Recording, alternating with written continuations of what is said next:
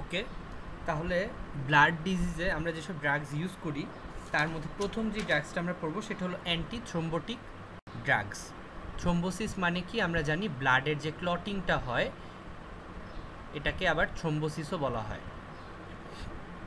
তো যেসব ড্রাগস এই থ্রোম্বোসিসটাকে প্রিভেন্ট করে সেগুলোকে বলা হয় অ্যান্টি থ্রোম্বোটিক ড্রাগস। এগুলো কখন ইউজ করা হয়? যখন বডিতে কোনো দরকার ছাড়া এক্সেসিভলি থ্রোম্বোসিস হয় এবং ব্লাড ভেসেল বন্ধ হয়ে যায়, তখন এইসব ড্রাগসগুলো আমরা ইউজ করে থাকি। অ্যান্টি থ্রোম্বোটিক ড্রাগস আবার আছে দুই টাইপের, একটাকে আমরা বলি অ্যান্টি প্ল্যাটিলেট ড্রাগস, আরেকটাকে আমরা বলি অ্যান্টি কোয়াগুল্যান্ট ড্রাগস। কী কী আছে এটার মধ্যে? একটা হলো অ্যান্টি প্ল্যাটিলেট, আরেকটা হলো অ্যান্টি কোয়াগুল্যান্ট। আচ্ছা, তাহলে আমরা একটু দেখে নিই থ্রোম্বোসিস প্রক্রিয়াটা কিভাবে হয়, তাহলে আমরা এটা আরও ভালো বুঝতে পারবো। এটা যদি আমার একটা ব্লাড ভেসেল হয়, ব্লাড ভেসেলের মাঝে মাঝে কি হয়, কিছু ড্যামেজ হয় বা ছিদ্র তৈরি হয় বিভিন্ন কারণে। সেটা হতে পারে বাইরে থেকে কোনো আঘাতের কারণে বা অন্য কোনো কারণে। তো এই ছিদ্র দিয়ে কি হয়, ব্লাড বের হয়ে যেতে থাকে। তো আমাদের কি করতে হবে, এই ছিদ্রটা কোনোভাবে বন্ধ করতে হবে। তো বন্ধ করার জন্য আমরা কি করি, আমাদের যে ব্লাডের ভেতর যে প্লাটিলেটগুলো আছে, প্রথমে প্লাটিলেটগুলো এসে, আমি নীল কালি দিয়ে দেখাচ্ছি, প্লাটিলেটগুলো কি করবে, এখানে একটা প্লাগ তৈরি করবে, এটাকে আমরা বলি প্লাটিলেট প্লাগ। এই প্লাটিলেটগুলো যে প্লাগ তৈরি করে, সেখানে প্রত্যেকটা প্লাটিলেটের মাঝখানে একটা কানেকশন থাকে এরকম। এই কানেকশনটা তৈরি করে ফাইব্রিনোজেন। তাহলে প্রথম প্রসেসটা কি, প্লাটিলেট প্লাগ, যেখানে প্লাটিলেটগুলো মিলে একটা প্লাগ তৈরি করে এবং ওই ছিদ্রটাকে বন্ধ করে দিতে সাহায্য করে। এক্ষেত্রে কাজ করে কে, প্লাটিলেট, এবং প্লাটিলেটকে বেঁধে রাখে কে, ফাইব্রিনোজেন। পরবর্তী ধাপটা হলো ক্লটিং স্টেজে কি হয়, এই যে ফাইব্রিনোজেনটা আছে এটা বিভিন্ন প্রসেসের মাধ্যমে ফাইব্রিনে পরিণত হয়। ফাইব্রিনে পরিণত হওয়া কেন দরকার? কারণ ফাইব্রিনোজেনগুলো খুব একটা স্ট্রং না, ফাইব্রিনগুলো হলো অনেক বেশি স্ট্রং। তো এরা কি করে, ফাইব্রিনটা অনেক বেশি পরিমাণ প্লাটিলেটকে আটকে রাখতে সাহায্য করে এবং প্লাটিলেটের মধ্যে যে দূরত্ব সেটাকে কমায়, কারণ ফাইব্রিনগুলোর কন্ট্রাকশন করতে পারে, ফলে প্লাটিলেটগুলো কাছাকাছি চলে আসে এবং একটা স্টেবল প্লাগ তৈরি হয়। এই প্রসেসের মাধ্যমে ব্লিডিংটা বন্ধ হয়, এবং ব্লিডিংটা যখন বন্ধ হয়ে যায়, এরপর কি হয়, এই ছিদ্রের ওপরে পুনরায় এই যে ব্লাড ভেসেলের যে ওয়ালটা সেটা রিপেয়ার হয়ে এই জায়গাটা কি হয়, আবার নতুন করে এপিথেলিয়াম, এন্ডোথেলিয়াম আসে, মাসেল লেয়ার তৈরি হয়, সব কিছু মিলে এই জায়গাটা পুরোপুরি রিপেয়ার হয়। এবং যখন রিপেয়ার হয় তখন এই প্লাটিলেট প্লাগটার দরকার হয় না। তখন আমরা কী করা হয়, ব্লাডে বিভিন্ন টাইপের সাবস্টেন্স থাকে যেগুলো এই প্লাটিলেট প্লাগকে ধ্বংস করে ফেলে। এটাকে বলা হয় ক্লট লাইসিস হলে এই জিনিসটা আবার নষ্ট হয়ে যায় এবং তখন কিন্তু আমাদের ব্লাড ভেসেলটা পুরোপুরি রিপেয়ার হয়ে গেল। তো এই ছিল আমাদের মোটামুটি পুরো কোয়াগুলেশন প্রসেস। এখন হয় কি, মাঝে মাঝে বডিতে যেসব জায়গায় দরকার নেই সেসব জায়গাতেও মাঝে মাঝে এরকম ক্লট প্রডিউস হয়। তখন সেই ক্লটগুলোকে আমাদের ভাঙার জন্য এই অ্যান্টি থ্রোম্বোটিক ড্রাগসগুলো আমরা ইউজ করি। তো প্রথম যে ড্রাগসটা আমরা পড়ছি সেটা কি, অ্যান্টি থ্রোম্বোটিক ড্রাগস। প্রথম যে ড্রাগসটা আমরা পড়ছি সেটার নাম হলো অ্যান্টি প্লাটিলেট ড্রাগসের মধ্যে কি কি ড্রাগস আছে আমরা একটু দেখে নেই, এরপর আমরা বিশ্লেষণে যাব। অ্যান্টি প্লাটিলেট এরা কি করবে, বিভিন্ন ওয়েতে এই যে প্লাটিলেট প্লাগটা তৈরি হয় সেটার প্রোডাকশনটাকে কমাবে। তো প্রথম যে ড্রাগটা আছে সেটা হলো সাইক্লোঅক্সিজেনেজ ইনহিবিটর।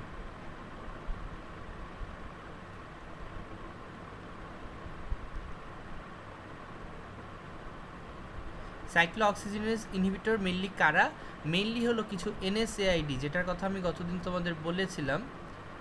এনএসএআইডি বলে কিছু ড্রাগস পাওয়া যায় যেগুলো মেইনলি অ্যান্টি ইনফ্ল্যামেটরি ড্রাগস, এগুলো ইনফ্ল্যামেশনকে কমায়।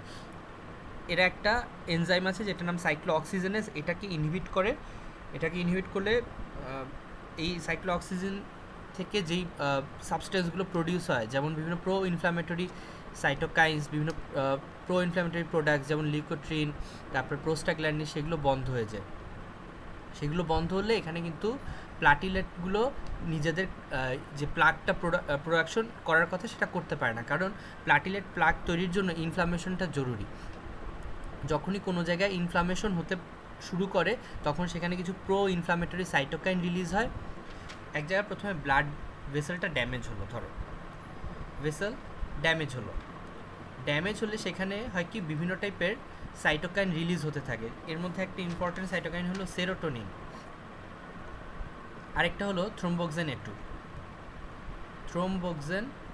A2। এই থ্রোম্বোক্সিন A2টা হলো আমাদের ফসফোলিপিড, আমাদের যে মেমব্রেন ফসফোলিপিড সেটার একটা ডেরিভেটিভ। আমরা জানি মেমব্রেন ফসফোলিপিড থেকে বিভিন্ন প্রসেসের মাধ্যমে থ্রোম্বোক্সিন সহ অন্যান্য যেই সাইটোকাইনগুলো যেমন প্রোস্টাগ্ল্যান্ডিন, লিউকোট্রিন এগুলো প্রডিউস হয়, এবং এই প্রোডাকশনের যে প্রসেসটা, এই প্রসেসটাকে তোমার স্টিমুলেট করে হলো সাইক্লোঅক্সিজেনেজ এনজাইম। তো যদি আমরা একটা NaCl এখানে দিয়ে দিই তখন কি হয়, এই সাইক্লোঅক্সিজেনেজ এনজাইমটা কাজ করতে পারে না।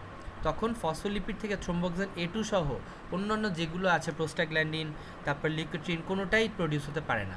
প্রোস্টাগ্ল্যান্ডিন, তারপরে তোমার লিউকোট্রিন এগুলো যদি প্রডিউস না হয় দেন সেখানে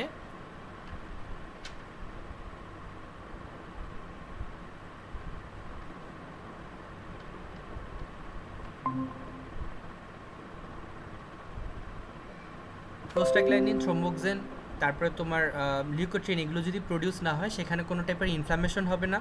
আর থ্রোম্বোক্সিন যদি প্রডিউস না হয়, থ্রোম্বোক্সিনের যে স্পেশাল কাজটা, ব্লাড ভেসেল ড্যামেজ হলে ব্লাড ভেসেলের কন্ট্রাকশন, দেন বিভিন্ন প্লাটিলেটের অ্যাগ্রেগেশন, এইসব প্রসেসের সাথে কিন্তু থ্রোম্বোক্সিন খুব বেশিভাবে জড়িত। তাহলে থ্রোম্বোক্সিন তৈরি না হলে এই প্রসেসগুলো হবে না, প্লাটিলেট প্লাক তৈরি হবে না। আমি আবার একটু বলি, থ্রোম্বোক্সিনের মেইন কাজ কি? Thromboxane is a pro-inflammatory cytokine along with prostaglandin and leukotriene, যেগুলো প্রডিউস হয় ফসফোলিপিড থেকে। মেমব্রেনে আমাদের যে মেমব্রেনগুলো, আমাদের সেল মেমব্রেনের যে ফসফোলিপিড থাকে সেগুলো থেকে, সেই ফসফোলিপিড থেকে তৈরি হওয়ার জন্য আমাদের স্পেশাল একটা এনজাইম লাগে, সাইক্লোঅক্সিজেনেজ এনজাইম। সাইক্লোঅক্সিজেনেজ এনজাইম ফসফোলিপিড থেকে বিভিন্ন টাইপের সাইটোকাইন প্রডিউস করে। যে সাইটোকাইনগুলোর কথা আমি বললাম, যেমন থ্রোম্বোক্সিন A2, প্রোস্টাগ্ল্যান্ডিন, লিউকোট্রিন। আসলে লিউকোট্রিন আরেকটা এনজাইম করে, যাই হোক। তো এই যে কেমিক্যালগুলো তৈরি হয় থ্রোম্বোক্সিন A2, প্রোস্টাগ্ল্যান্ডিন, এদের কাজ কি? এদের মেইন কাজ হলো ইনফ্লামেশনে সাহায্য করা। আর থ্রোম্বোক্সিন A2 এর স্পেশাল একটা কাজ আছে, সেটা হলো প্লাটিলেট প্লাক তৈরি করা। এরা একটা প্লাটিলেটকে আরেকটা প্লাটিলেটের সাথে যুক্ত করতে সাহায্য করে, এবং প্লাটিলেটের, তোমরা জানো প্লাটিলেটের প্লাক তৈরির কিছু তোমার স্টেজ আছে, যেটা তোমরা ফার্স্ট ইয়ারে পড়ে আসছো। প্লাটিলেট অ্যাগ্রেগেশন, অ্যাক্টিভেশন বলে কিছু প্রসেস আছে, এই প্রসেসের সাথে থ্রোম্বোক্সিন A2 জড়িত। তাহলে আমরা যদি কোনোভাবে এই সাইক্লোঅক্সিজেনেজ এনজাইমটাকে ইনহিবিট করতে পারি তাহলে এই থ্রোম্বোক্সিন A2 তৈরি হবে না, এর ফলে প্লাটিলেট প্লাকটাও তৈরি হবে না, থ্রোম্বোসিস হবে না। তাহলে সাইক্লোঅক্সিজেনেজ এনজাইমকে আমরা কোন ড্রাগসের মাধ্যমে ইনহিবিট করতে পারি? আমি গতদিনও বলেছিলাম NSAID নামক কিছু ড্রাগস আছে। NSAID এর একটা উৎকৃষ্ট উদাহরণ হলো অ্যাসপিরিন, এবং এটা অবশ্যই লো ডোজ অ্যাসপিরিন হবে। লো ডোজ অ্যাসপিরিন মানে 75 to 150 মিলিগ্রাম অ্যাসপিরিন। এছাড়াও আরও অনেক ড্রাগস আছে, ওগুলোর ব্যাপার NSAIDর মধ্যে আরও অনেক টাইপের ড্রাগস আছে, ওগুলো আমরা অতটা ইউজ করি না। মেইনলি অ্যান্টিপ্লাটিলেট হিসেবে আমরা অ্যাসপিরিন ইউজ করি। আচ্ছা, এরপরে সেকেন্ড যে ড্রাগসটা আছে অ্যান্টিপ্লাটিলেট, সেটার নাম হলো ADP P2Y12 রিসিপ্টর ইনহিবিটর। আচ্ছা, এই জিনিসটা কি? প্লাটিলেট প্লাগ হওয়ার সময় অনেকগুলো সাবস্টেন্স রিলিজ হয়, আমরা জানি। এর মধ্যে একটা সাবস্টেন্স হলো ADP। প্লাটিলেট যখন অ্যাক্টিভেশন হয়, যেমন ধরো একটা ব্লাড ভেসেল এই জায়গায় ছিঁড়ে গেল, তাহলে এই চারপাশের প্লাটিলেটগুলো প্রথমে অ্যাক্টিভেট হবে। এগুলো তখন কি করবে? এর চারপাশে আরও যে প্লাটিলেটগুলো আছে সেগুলোকে আবার অ্যাক্টিভেট করবে। এই সেকেন্ড জেনারেশনগুলো আবার থার্ড জেনারেশন প্ল্যাটিলেটকে অ্যাক্টিভেট করবে, অর্থাৎ এখানে একটা পজিটিভ ফিডব্যাক মেকানিজম হয়। এই যে অ্যাক্টিভেশন প্রসেস হয়, এরপরের ধাপটা হলো অ্যাগ্রেগেশন প্রসেস। প্রত্যেকটা প্ল্যাটিলেট একটা একটার সাথে যুক্ত হয় ফাইব্রিনোজেনের মাধ্যমে। এই যে অ্যাক্টিভেশন অ্যাগ্রেগেশন প্রসেস, এখানে অনেকগুলো তোমার কেমিক্যাল জড়িত, যার মধ্যে একটা কেমিক্যাল হলো এডিপি, আরেকটা কেমিক্যাল আমরা বলে ফেলেছি থ্রোম্বোক্সেন A2, এছাড়াও সেরোটোনিনও কাজ করে এক্ষেত্রে। তো আমরা যদি এডিপি কাজ করে কিভাবে, এডিপি কাজ করে তার রিসিপ্টরের সাথে বাইন্ড করার মাধ্যমে। তাহলে আমরা যদি এডিপির যে রিসিপ্টর সেটাকে যদি আমরা ব্লক করে দিই, তাহলে প্ল্যাটিলেটের গায়ে, একটা প্ল্যাটিলেটের গায়ে কি হয়, এডিপির রিসিপ্টর থাকে যেটা অন্য প্ল্যাটিলেট থেকে রিলিজ হওয়া এডিপির সাথে যুক্ত হয়, ঠিক আছে? তখন ওই প্ল্যাটিলেটটা অ্যাক্টিভেট হয়। এটা হলো আর কি নিয়ম। একটা এডিপি একটা প্ল্যাটিলেট থেকে বের হয়ে অন্য প্ল্যাটিলেট রিসিপ্টরের সাথে যুক্ত হয়, এবং তখন সেকেন্ড যার রিসিপ্টরের সাথে যুক্ত হচ্ছে সেই প্ল্যাটিলেটটা অ্যাক্টিভেট হয়। এটা হলো জেনারেল রুল, আমরা সবাই জানি। তাহলে আমরা যদি কোনোভাবে এই এডিপির যে রিসিপ্টরটা সেটাকে ব্লক করে দিতে পারি বা ইনহিবিট করতে পারি, দেন কিন্তু এডিপি মিডিয়েটেড এই যে প্ল্যাটিলেট অ্যাগ্রিগেশন এটা আর হয় না। তো এই ড্রাগগুলো কি কি আছে, এই নামগুলো মনে রাখা একটু টাফ, ট্রাই করবা। ক্লোপিডগ্রেল, প্রাসুগ্রেল,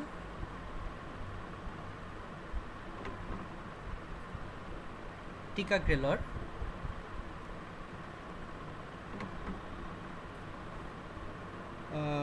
টিক্লোপিডিন, এই চারটা আপাতত মনে রাখো।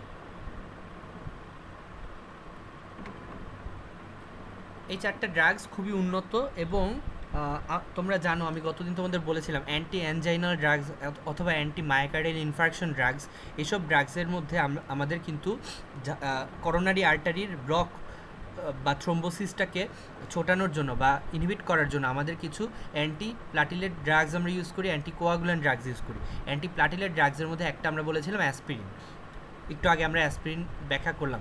আর সেকেন্ড একটা ড্রাগের কথা আমি বলেছিলাম সেদিন, ক্লোপিডগ্রেল, এটাও খুবই ভালো একটা ড্রাগস। তবে এই ড্রাগসগুলোর সমস্যা কি, এদের বেশ ভালোই তোমার অ্যাডভার্স ইফেক্ট দেখা যায়, আমরা একটু পরে এগুলো আলোচনা করব। এরপরে যেই ড্রাগসটা আছে সেটা হলো গ্লাইকোপ্রোটিন 2B3A রিসিপ্টর ইনহিবিটর।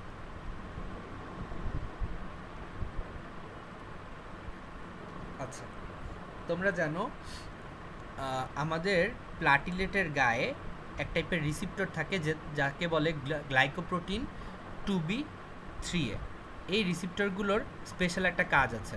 পাশাপাশি দুটো প্ল্যাটিলেটের গায়ে এরকম রিসিপ্টর থাকে, এবং এই রিসিপ্টরের মাঝে যুক্ত থাকে হলো আমাদের ফাইব্রিনোজেন। এই ফাইব্রিনোজেনই হলো ব্রিজ, যেটা দুইটা প্ল্যাটিলেটকে একসাথে আটকে ধরে রাখে। কোনোভাবে যদি এই ফাইব্রিনোজেন প্লাগটা বা ব্রিজটা না থাকে, তাহলে কিন্তু প্ল্যাটিলেট কোনোভাবেই প্লাগ তৈরি করতে পারবে না। তাহলে আমরা কি করি, এই যে গ্লাইকোপ্রোটিন যে রিসিপ্টরটা, এই রিসিপ্টরটাকে আমরা ব্লক করে দিই। তাহলে কি হবে, আমাদের ফাইব্রিনোজেনগুলো যুক্ত হতে পারবে না, তখন প্ল্যাটিলেট প্লাগ হবে না। এইটার উদাহরণ হলো AB6C-ম্যাব, এটা খুব পরিচিত একটা ওষুধ। AB6C-ম্যাব, আর আরেকটা মনে রাখতে পারো টাইরোফিবান, দুটা মনে রাখলেই এনাফ। তোমাদের সমস্যা কি, এগুলো একদম তোমাদের লাস্টের দিকে, তো তোমাদের ফার্স্ট টার্মে, তো টিচাররা এই জায়গাগুলো থেকে খুব একটা কোয়েশ্চেন ধরেন না। তো তোমরা যদি একটা করে ড্রাগসের নাম মনে রাখতে পারো সেটাই এনাফ। আচ্ছা, এরপরের ড্রাগসটা হলো ফসফোডাইএস্টারেজ ইনহিবিটর।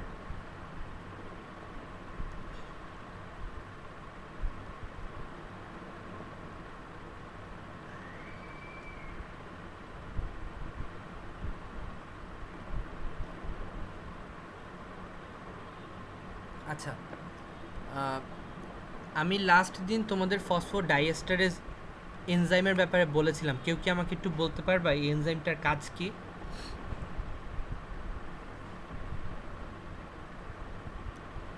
তোমরা কি একদিনও প্রেজেন্ট ছিলা লাস্ট ক্লাসে?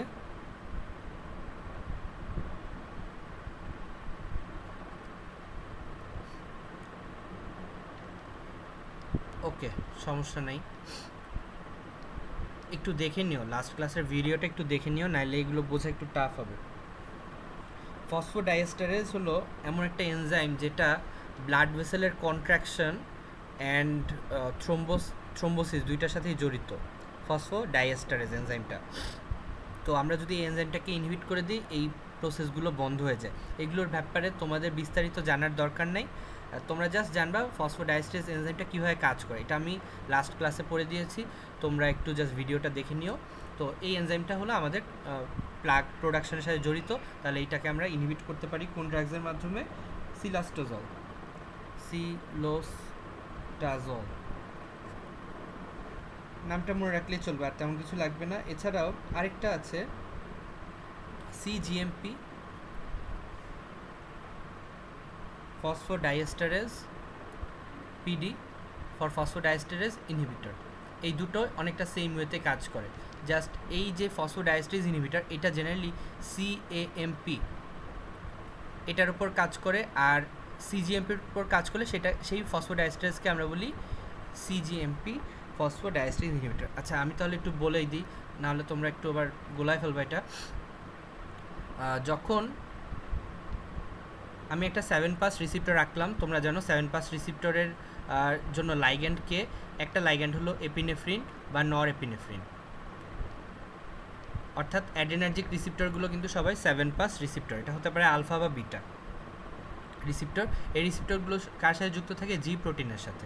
জি প্রোটিন গিয়ে অ্যাডেনালাইল সাইক্লেজ নামে একটা এনজাইমকে স্টিমুলেট করে। অ্যাডেনালাইল সাইক্লেজ তখন সেলের ভিতর যে এটিপিগুলো থাকে সেগুলোকে সিএএমপিতে পরিণত করে, সিএমপি পরবর্তীতে প্রোটিন কাইনেজ এ কে অ্যাক্টিভেট করে, অ্যান্ড প্রোটিন কাইনেজ এ পরবর্তীতে সেলে ডিফারেন্ট টাইপের ইফেক্ট ফেলে বাই ফসফোরাইলেশন অ্যান্ড ডিফসফোরাইলেশন। এই প্রসেসটা হলো আমাদের যত তোমার অ্যাডেনার্জিক সিস্টেম আছে সেটার বেসিক প্রসেস। যেমন ধরো ব্লাড ভেসেলের উপর এই এপিনেফ্রিন নরএপিনেফ্রিন কীভাবে প্রভাব ফেলে, এই সবগুলো প্রসেস করে পিকে তৈরি হয়। পিকে তখন কি করে, সেলের ভেতরে কিছু স্পেশাল চ্যানেলকে অ্যাক্টিভেট করে ফেলে, যেটা দিয়ে ক্যাটায়ন সেলের ভেতরে ঢুকে, যেমন ক্যালসিয়াম, সোডিয়াম, এগুলো ঢুকে আমরা জানি ক্যালসিয়াম হলো গিয়ে সেলের যে কন্ট্রাকশন, মাসেলের যে কন্ট্রাকশন সেটাকে ডিটারমাইন করে বা স্টিমুলেট করে, তো তখন মাসেল কন্ট্রাক্ট হতে পারে। এখন ফসফোডাইএস্টারেজ এনজাইমটা কি করে, এই যে সিএমপি এটাকে ভেঙে ফেলে, পিডি এনজাইম। তাহলে আমি যদি একটা ফসফোডাইএস্টারেজ ইনহিবিটর দিয়ে দিই এবং এই এনজাইমটাকে ব্লক করে দিই, তাহলে অনেকক্ষণ সেলের ভেতরে সিএমপি অ্যাকুমুলেটেড থাকবে, সেলের ভেতরে সিএমপির পরিমাণ অনেক বেশি থাকবে, এবং সিএমপি অনেক বেশি সময় ধরে পিকেকে অ্যাক্টিভেট করে রাখতে পারবে, এবং পিকে তখন বেশি পরিমাণ আমাদের যেই অ্যাডেনার্জিক সিস্টেমের যেই ইফেক্টগুলো সেগুলো দিতে পারে। অ্যাডেনার্জিক সিস্টেমের একটা ফাংশন হলো ব্লাড ভেসেলের কন্ট্রাকশন, আরেকটা ফাংশন হলো অ্যাডেনার্জিক সিস্টেম কিন্তু বিভিন্ন ব্লাড ভেসেলের ভেতরে থ্রোম্বোসিস প্রডিউস করতে পারে।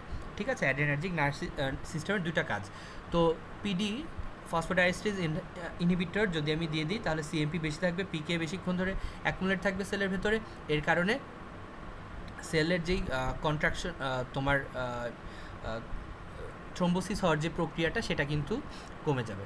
আচ্ছা আমি উল্টা বলছি, অ্যাডেনার্জিক সিস্টেম হলো তোমার কন্ট্রাকশন করে অ্যান্ড থ্রোম্বোসিসকে প্রিভেন্ট করে, ঠিক আছে, প্রিভেন্ট করে। তাহলে থ্রোম্বোসিসকে প্রিভেন্ট করার জন্য আমরা কি করতে পারি, অ্যাডেনার্জিক সিস্টেমকে স্টিমুলেটেড করতে পারি। কিভাবে?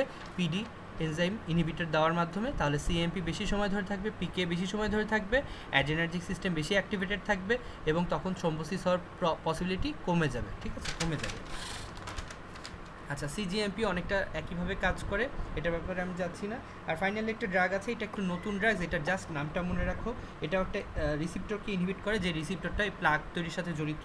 রিসিপ্টরটার নাম হলো প্লাটিলেট প্রোটিয়াজ। এটা হলো 5 নম্বর ড্রাগস আমাদের, platelet protease receptor inhibitor, receptor 1 inhibitor. এই ড্রাগের উদাহরণ কি? ভোরাপ্যাক্সার। আর সিজিএমপির উদাহরণ কি? সিজিএমপির উদাহরণ হলো ডাইপাইরিডামল। তাহলে কি কি ড্রাগস দেখলাম? 5 টাইপের ড্রাগস দেখলাম, সরি 6 টাইপের ড্রাগস দেখলাম আমরা, 6, এটা তো 6। ফার্স্ট অফ অল কি আমরা দেখলাম? অ্যাসপিরিন কীভাবে কাজ করে? By inhibiting cyclooxygenase enzyme. Second drugs দেখলাম এডিপি রিসিপ্টর ইনহিবিটর।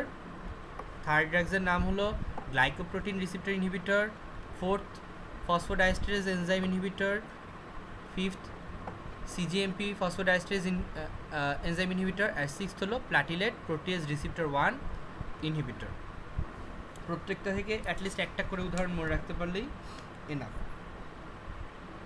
ওকে, এখন আমরা একটু ফার্স্ট অফ অল অ্যাসপিরিনের ব্যাপারে একটু কথা বলে নিই। আচ্ছা, আমি কি অ্যাসপিরিনের ফাংশনটা বলেছিলাম যখন অ্যান্টি অ্যাঞ্জাইনাল ড্রাগ পড়াচ্ছিলাম? অ্যাসপিরিন কীভাবে কাজ করে বিস্তারিত কি বলেছিলাম? মনে আছে তোমাদের?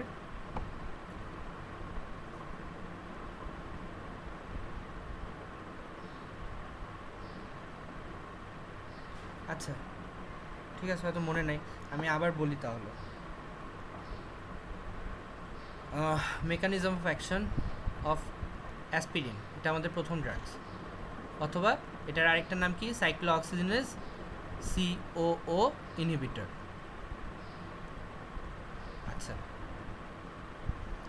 প্রত্যেক সেলের ভিতরে সাইক্লোঅক্সিজেনেজ এনজাইমটা থাকে, ঠিক আছে, অল সেল। তবে সাইক্লোঅক্সিজেনেজ এনজাইম দুই টাইপের আছে, COO1 আর COO2। জেনারেলি COO1 অল সেলসে থাকে, অল সেলস অফ বডি।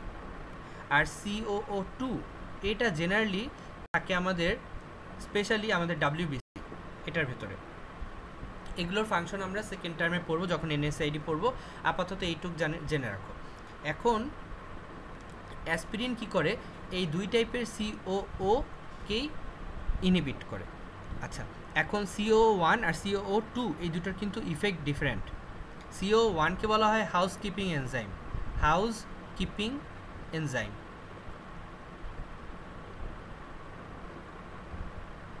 আর COO2 কখন প্রডিউস হয়? যখন স্ট্রেসফুল কন্ডিশনে বডি থাকে।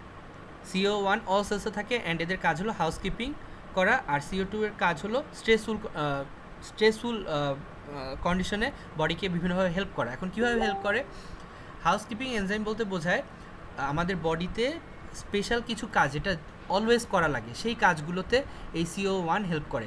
কি কি কাজ? যেমন ফার্স্ট অফ অল হলো, তোমরা জানো যে আমাদের GIT বা গাট, স্পেশালি স্টোমাকে বিশেষ করে, তোমার এক টাইপের সাবস্টেন্স আছে যেগুলোকে বলা হয় প্রোস্টাগ্ল্যান্ডিন। প্রোস্টাগ্ল্যান্ডিনের স্পেশাল কাজ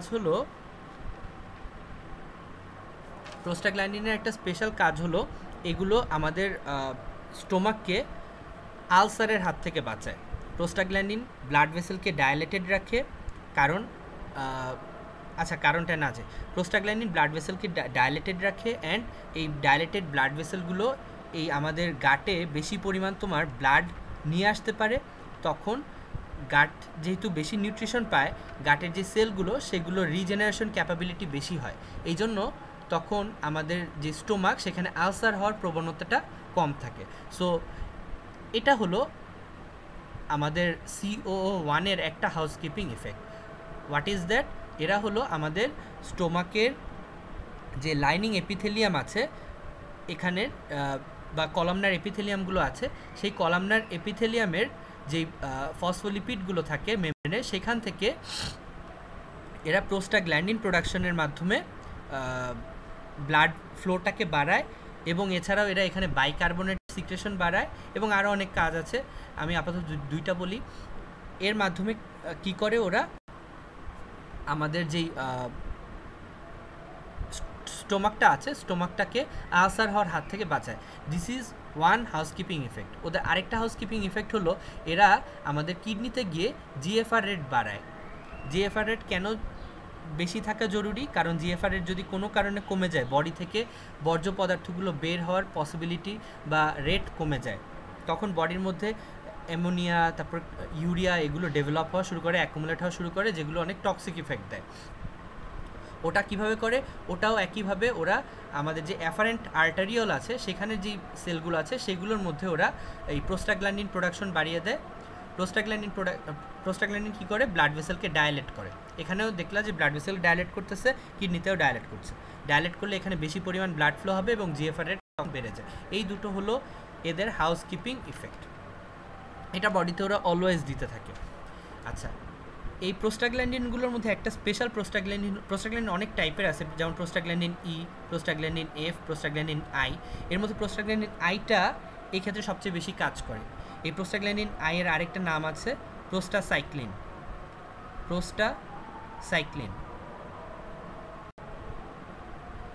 এই এনজাইমটা হলো আমাদের এই ব্লাড ভেসেলকে ডাইলেট করার ক্ষেত্রে সবচেয়ে বেশি ভূমিকা পালন করে। আচ্ছা, আর স্ট্রেসফুল কন্ডিশনে অ্যাক্টিভেট হয় হলো সাইক্লোঅক্সিজেনেজ 2, তবে এটা সব সেলে থাকে না, এটা অনলি ডাব্লিউবিসির মধ্যে থাকে। স্ট্রেসফুল কন্ডিশন বলতে কী বোঝায়, যেমন কোনো ইনফেকশন অথবা তোমার কোথাও ইস্কেমিয়া হলো, ওই অর্গানটা তখন ওই অর্গানের নেক্রোসিস হলো, এই নেক্রোসিসের কারণে একটা ইনফ্লামেশন হলো, এগুলো হলো আমাদের স্ট্রেসফুল কন্ডিশন। স্ট্রেসফুল কন্ডিশনে ডাব্লিউবিসির মধ্যে এই CO2 সাইক্লোঅক্সিজেনেজ 2 এনজাইমটা অ্যাক্টিভেটেড হয়ে কী করে, এখানে যে প্রো ইনফ্লামেটরি যে সাইটোকাইন্সগুলো আছে, যেমন তোমরা ইনফ্লামেশনে পড়ে আসছো প্রোস্টাগ্ল্যান্ডিন, এটা কিন্তু একটা pro inflammatory cytokine, specially prostaglandin E2। দেন তোমাদের আছে থ্রোম্বোক্সেন A2, লিউকোট্রিন, এরকম অসংখ্য তোমার প্রো ইনফ্লামেটরি সাইটোকাইন্সকে রিলিজ করে। তো এই প্রো ইনফ্লামেটরি সাইটোকাইন্সগুলো কী করে, ব্লাড ভেসেলের কন্ট্রাকশনে হেল্প করে অ্যান্ড ব্লাডের ভেতরে থ্রোম্বোসিস ডেভেলপ হতে সাহায্য করে। থ্রোম্বোসিসের মেইনলি কোন পার্টটা, প্লাক প্রোডাকশন এরা বাড়িয়ে দেয়। এখন অ্যাসপিরিন কী করে, ওরা সাইক্লোঅক্সিজেনেজ 1 আর সাইক্লোঅক্সিজেনেজ 2 দুটো এনজাইমকেই ইনহিবিট করে রাখে, দুটোকেই ওরা ইনহিবিট করে। তাহলে দেখো ওরা কিন্তু হাউসকিপিং ইফেক্টগুলোর উপরেও নেগেটিভ এফেক্ট ফেলবে এবং স্ট্রেসফুল কন্ডিশনে ওরা কিন্তু আবার এই যে প্রোস্টাগ্ল্যান্ডিন E2, থ্রোম্বোক্সেন এগুলো তৈরি হতেও বাধা দিবে, দুইটা কাজই ওরা করবে। তাহলে দেখো যদি ওরা CO2কে ইনহিবিট করে সেই ক্ষেত্রে কিন্তু সেটা কিন্তু আমাদের জন্য ভালো, কারণ সেই ক্ষেত্রে থ্রোম্বোক্সেন A2 তৈরি হবে না এবং তখন কিন্তু থ্রোম্বোসিস হওয়ার পসিবিলিটিটা কমে যাবে, প্লাটিলেট প্লাক কম তৈরি হবে। কিন্তু একই সাথে সাইক্লোঅক্সিজেনেজ 1কে যদি ওরা ইনহিবিট করে দেয় তখন কিন্তু হাউসকিপিং যে ইফেক্টগুলো আছে সেগুলোর উপরেও বাজে ইফেক্ট পড়বে। অর্থাৎ তখন কিন্তু এই যে প্রোস্টাসাইক্লিন বা প্রোস্টাগ্ল্যান্ডিন I2 এইটার প্রোডাকশনও কিন্তু তখন কমে যাবে। আর প্রোস্টাগ্ল্যান্ডিন I2 এর কাজ কিন্তু উল্টা, এরা কি করে, ব্লাড ভেসেলকে ডায়ালেট করতে সাহায্য করে। তাহলে দেখো আমি যদি অনেক হাই লেভেলের অ্যাসপিরিন দিই, এই ক্ষেত্রে পুরো হাইডোজ অ্যাসপিরিন দিই, এই ক্ষেত্রে কিন্তু দুটো এনজাইমই সাইক্লোঅক্সিজেন 1 দুটোই ইনহিবিট হবে এবং এর কারণে থ্রোম্বোক্সেন A2ও ইনহিবিট হবে, প্রোস্টাসাইক্লিন ইনহিবিট হবে। আলটিমেটলি দেখো থ্রোম্বোক্সেন A2 না থাকায় ভ্যাসোডাইলেট হবে, কিন্তু প্রোস্টাসাইক্লিন না থাকায় আবার ভ্যাসোকনস্ট্রিকশন হবে, আলটিমেটলি কোনো লাভই হবে না এই ক্ষেত্রে। কিন্তু আমি যদি কম পরিমাণ অ্যাসপিরিন দিই তাহলে দেখা যায় যে এরা সাইক্লোঅক্সিজেন 1কে অতটা ইনহিবিট করে না, এরা সাইক্লোঅক্সিজেন 2কে বেশি ইনহিবিট করে, কারণ সাইক্লোঅক্সিজেন 2 শরীরে কম পরিমাণ থাকে, তাহলে এদের ইনহিবিট করার জন্য অ্যাসপিরিন কম পরিমাণ দিলেই এনাফ। কিন্তু 1 যেহেতু অনেক বেশি থাকে, এদের ইনহিবিট করার জন্য হাই ডোজে দিতে হয়, তাহলে আমরা এজন্য কী করি, লো ডোজ অ্যাসপিরিন দিই। তখন কী হয়, সাইক্লোঅক্সিজেনেজ 1টার ইনহিবিট হয় না, 2টা ইনহিবিট হয়। 1 ইনহিবিট না হওয়ার কারণে প্রোস্টাসাইক্লিনের প্রোডাকশনটা কিন্তু অব্যাহত থাকে। তাহলে কি হয়, ওই যে অ্যান্টি থ্রোম্বোটিক যে ইফেক্টগুলো অথবা ব্লাড ভেসেলের যেই তোমার ডাইলেশনগুলো এগুলো কিন্তু খুব ইজিলি করা যায়। আবার সাইক্লোঅক্সিজেনেজ 2 না থাকার কারণে কি হয়, থ্রোম্বোক্সেন A2টা থাকে না বডিতে, তাহলে এরা কিন্তু ভ্যাসোকনস্ট্রিকশন অথবা থ্রোম্বোসিস এগুলো করতে পারে না। তখন আমরা বলতে পারি যে হ্যাঁ, এখানে এখন ফাইনালি অ্যান্টিপ্লাটিলের যে ইফেক্ট আমরা চাচ্ছি সেটা আমরা দেখতে পাচ্ছি। এটা নিয়ে কি কারো কোনো কনফিউশন আছে?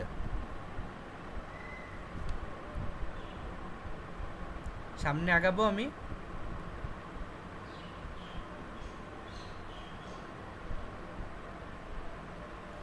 ওকে, তাহলে আমি আগালাম।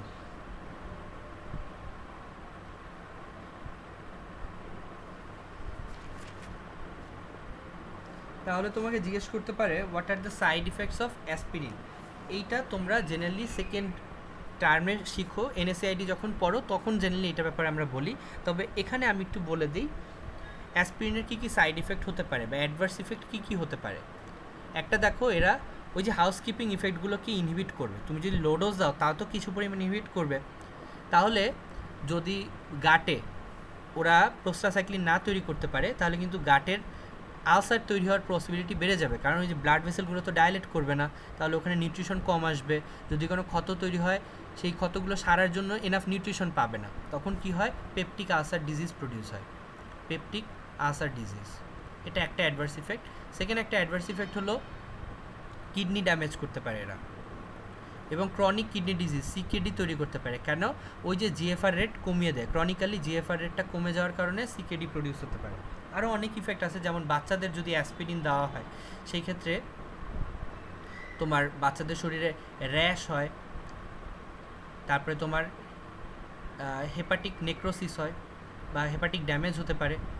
ঠিক আছে, এই সমস্যাগুলো কাদের হয়? বাচ্চাদের, জেনারেলি চিলড্রেন। এটার একটা নাম আছে, এই সিমটমসগুলোকে একসাথে বলা হয় রেইস সিনড্রোম। রেইস সিনড্রোম, এটার ব্যাপারেও আমরা সেকেন্ড টার্মে বিস্তারিত আলোচনা করব। আপাতত এই তিনটা মনে রাখো।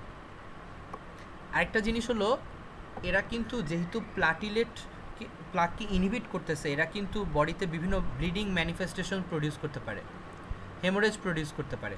যখন ব্লিডিং হওয়ার কথা না তখনও ব্লিডিং হতে পারে, নাক মুখ থেকে রক্ত বের হয়ে আসতে পারে। ঠিক আছে, এই সমস্যাগুলো ওরা প্রডিউস করতে পারে। তো এই ছিল মোটামুটি এদের সাইড ইফেক্টস, বাকিগুলো আমরা পরে দেখব। তাহলে এদের কন্ট্রা ইন্ডিকেশন কী হবে, কখন আমরা দেই না? যদি কারো আগে থেকে ব্লিডিং ম্যানিফেস্টেশন থাকে তাহলে তো আমরা দিব না এমনিতেই।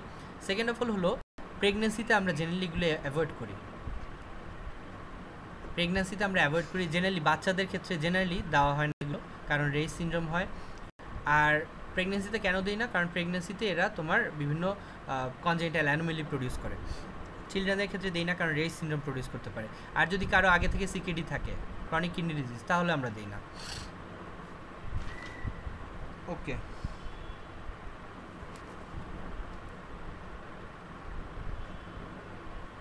আচ্ছা, আর সিকেডির ইন্ডিকেশন তো বলা হলো না, দেখছো কন্ট্রা ইন্ডিকেশন আগে বলে ফেলছি। আচ্ছা, ইন্ডিকেশনটা কি হবে তোমার? ইন্ডিকেশন হলো যে কোনো কন্ডিশন, যেসব কন্ডিশনে তোমার থ্রোম্বোসিস, এক্সেসিভ থ্রোম্বোসিস প্রডিউস হতে পারে। যেমন আমরা জানি মায়োকার্ডিয়াল ইনফার্কশন, এমআই, এখানে কিন্তু এক্সেসিভ থ্রোম্বোসিস প্রডিউস হতে পারে এবং এই কারণেই কিন্তু এমআই হয়। এমআই এর মেইন কজ কি? যে অ্যানজাইনা পেক্টোরিস, আনস্টেবল অ্যানজাইনা থেকে এমআই ডেভেলপ হওয়ার পসিবিলিটি অনেক বেশি। আনস্টেবল অ্যানজাইনা কখন হয়? যখন ওই যে ব্লাড ভেসেলের গায়ে অ্যাথেরোস্ক্লেরোটিক প্লেক থাকে, সেই প্লেকটা যদি ফেটে যায় তখন সেখানে কী হয়? থ্রোম্বোসিস হয়। থ্রোম্বোসিস হয়ে পুরো ব্লাড ভেসেলটা বন্ধ হয়ে যায়, তখন হার্ট আর ঠিকমতো ব্লাড সাপ্লাই পায় না, কারণ কি করোনারি আর্টারি ব্লক, তাহলে হার্ট ব্লাড সাপ্লাই পাবে না, তখনই তো এমআই হয়। তাহলে এমআই এই জন্য কিন্তু আমরা ইউজ করি। এছাড়া অ্যানজাইনাতে আমরা ইউজ করতে পারি, অ্যানজাইনা বিশেষ করে আনস্টেবল অ্যানজাইনা, ইউএ, আনস্টেবল অ্যানজাইনাতে আমরা ইউজ করতে পারি। স্টেবল অ্যানজাইনাতে অত আমরা ইউজ করি না, কারণ স্টেবল অ্যানজাইনাতে থ্রোম্বোসিস হয় না। স্টেবল অ্যানজাইনা কেন হয়? ওই প্লেকগুলো যখন ব্লাড ভেসেলকে করে ফেলে, তোমার 70%-এর বেশি ব্লক করে ফেলে, এখানে কিন্তু কোনো থ্রোম্বোসিস তৈরি হয় না স্টেবল অ্যানজাইনাতে।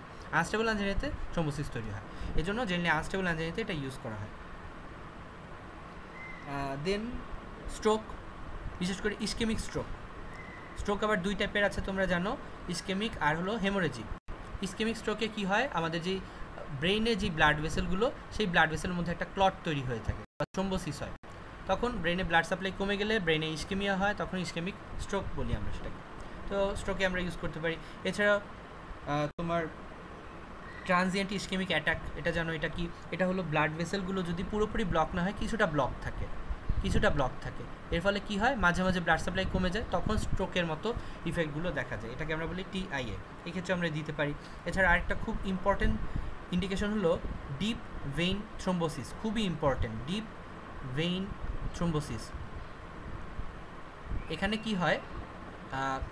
এই অসুখটা বেশিরভাগ সময় দেখা যায় যারা অনেক দিন ধরে বেডে শুয়ে থাকে, অর্থাৎ ক্রনিক কোনো ইলনেসের কোনো পেশেন্টদের, যেমন ধরো কেউ কোমায় আছে, অথবা কারো মেজর অপারেশন হয়েছে অনেক দিন বেড রেস্টে আছে, অথবা কারো ফ্র্যাকচার হয়েছে পায়ে হাঁটতে পারতেছে না বেড রেস্টে আছে, এদের ক্ষেত্রে ডিপ ভেইন থ্রোম্বোসিসটা হয়। এটা কি আমাদের পায়ে যে ব্লাড ভেসেলগুলো আছে,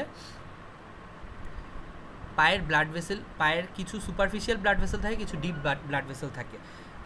কি হয় অনেক দিন আমাদের পা থেকে হার্টে ব্লাড ভেনাস রিটার্নের জন্য একটা ইম্পর্টেন্ট ফ্যাক্টর হলো আমাদের মাসেলের কন্ট্রাকশন। মাসেল যত কন্ট্রাক্ট করে, মাসেল কি করে, এর মাঝে থাকা যে ডিপ ভেইনগুলো আছে সেগুলোকেও স্কুইজ করে ব্লাডকে হার্টে পাঠায় দেয় দ্রুত। কিন্তু কেউ যদি অনেক দিন ধরে হাঁটাচলা না করে, এই পাম্পিং অ্যাকশনটা হয় না, তখন এই ভেইনের ভেতরে ব্লাডের স্টেসিস হয়,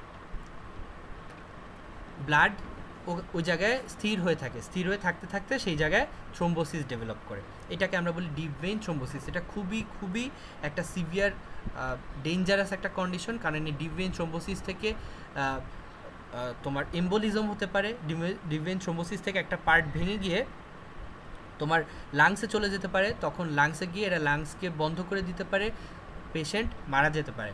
তো এই জন্য ডিপ ভেইন থ্রোম্বোসিস হলে আমরা এই ড্রাগসটা দিয়ে থাকি। এছাড়াও বিভিন্ন কার্ডিওথোরাসিক সার্জারির সময় ওই বিভিন্ন টাইপের ইনস্ট্রুমেন্ট ইউজ করে, যে ইনস্ট্রুমেন্টগুলো ওখানে থ্রোম্বোসিস প্রডিউস করতে পারে। এই জন্য কার্ডিওভাস্কুলার বিভিন্ন অপারেশনের সময় কিন্তু এটা ইউজ করা হয়। স্পেশালি তোমার অ্যাঞ্জিওপ্লাস্টি অথবা বাইপাস সার্জারি, এসব সার্জারিতে আমাদের এগুলো ইউজ করা হয়। আরেকটা কন্ডিশন আছে অ্যাট্রিয়াল ফিব্রিলেশন।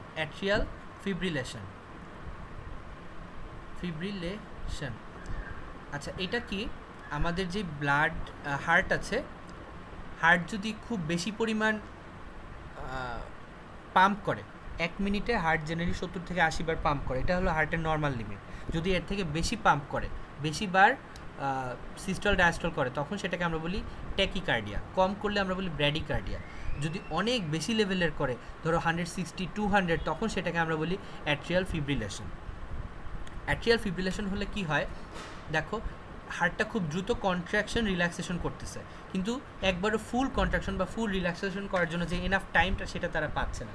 এই জন্য কী হয়, এই হার্টে যে অ্যাট্রিয়ামে যে ব্লাডগুলো আসে, সেগুলো কিন্তু ঠিকমতো বের হয়ে যেতে পারে না। অর্থাৎ ব্লাড এই অ্যাট্রিয়ামের ভিতরে অ্যাকুমুলেট করতে থাকে, ব্লাডের স্টেসিস হয় এবং সেখানে থ্রোম্বোসিস হয়। কোনো জায়গায় যদি স্টেসিস হয়, তখনই সেই জায়গায় থ্রোম্বোসিস হয়। তাহলে অ্যাট্রিয়াল ফিব্রিলেশনে থ্রোম্বোসিস হতে পারে। এই থ্রোম্বোসিসটাকে প্রিভেন্ট করার জন্য কিন্তু আমরা অ্যান্টিপ্লাটিলেট ড্রাগসগুলো দিতে পারি, যেমন অ্যাসপিরিন। আচ্ছা, তো এই হলো মোটামুটি আমাদের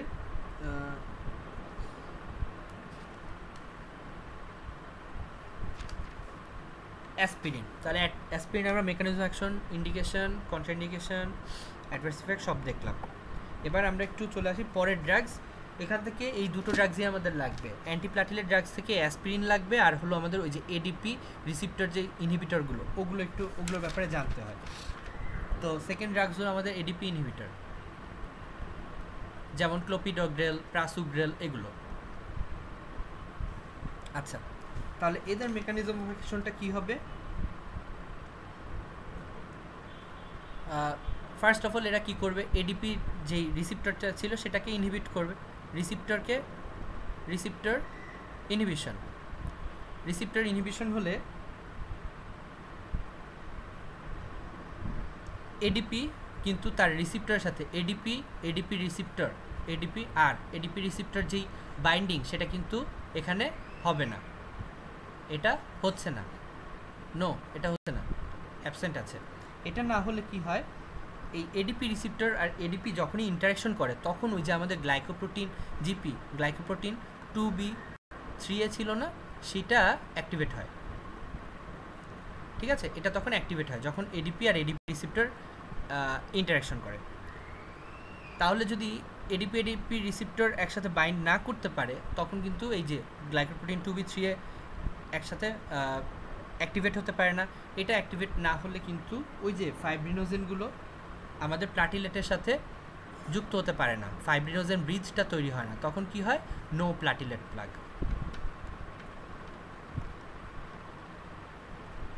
এটা হলো আমাদের মেকানিজম অফ অ্যাকশন।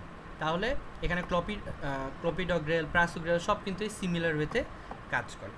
আচ্ছা, এবার এটার ইন্ডিকেশন, এই ড্রাগগুলোর ইন্ডিকেশন ঠিক আমাদের অ্যাসপিরিনের ইন্ডিকেশন মতো। অ্যাকচুয়ালি এখানে আমরা যতগুলো অ্যান্টিপ্লাটিলেট ড্রাগ বললাম সবগুলোর ইন্ডিকেশন সেম। তোমাকে যদি জিজ্ঞেস করে what is the indication of AB6C-MAB, what is AB6C-MAB? It is a phosphodiesterase enzyme inhibitor. ঠিক আছে, তাহলে তো AB6C-MABকে যদি ইনহিবিট বলা হয় যে AB6C-MABের ইন্ডিকেশন কি? সেম। ঠিক আছে, অ্যাসপিরিনের মতো এখানেও সেই সেমগুলোই আমরা জানি, এজন্য আমি আর বলতেছি না। আচ্ছা, এবারে সেই অ্যাডভার্স ইফেক্ট।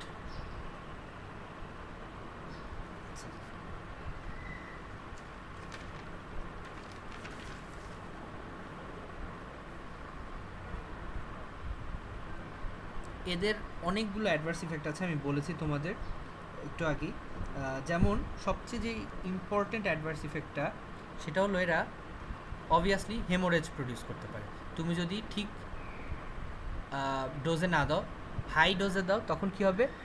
প্ল্যাটিলেট প্লাগকে এত বেশি ইনহিবিট করবে যে তখন স্পন্টেনিয়াস ব্লিডিং বা হেমোরেজ হতে পারে বিভিন্ন জায়গা থেকে। তারপরে সেকেন্ড হলো এরা বিভিন্ন টাইপের ব্লাড অ্যাবনর্মালিটি প্রডিউস করে, যেমন neutropenia. What is neutropenia? Neutrophil যদি বডিতে যেই নর্মাল লেভেল সেটা থেকে কমে যায় তখন সেটাকে আমরা বলি নিউট্রোপেনিয়া। তারপরে অ্যাগ্রানুলোসাইটোসিস।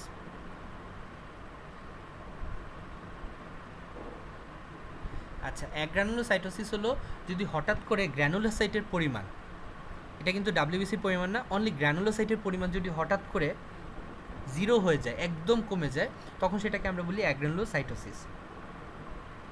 এটা প্রডিউস করতে পারে।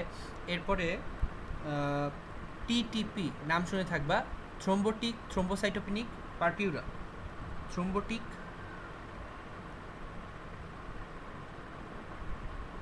থ্রোম্বোসাইটোপেনিক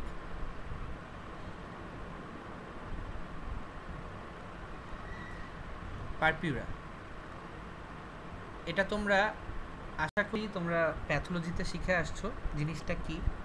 এখানে কি হয়?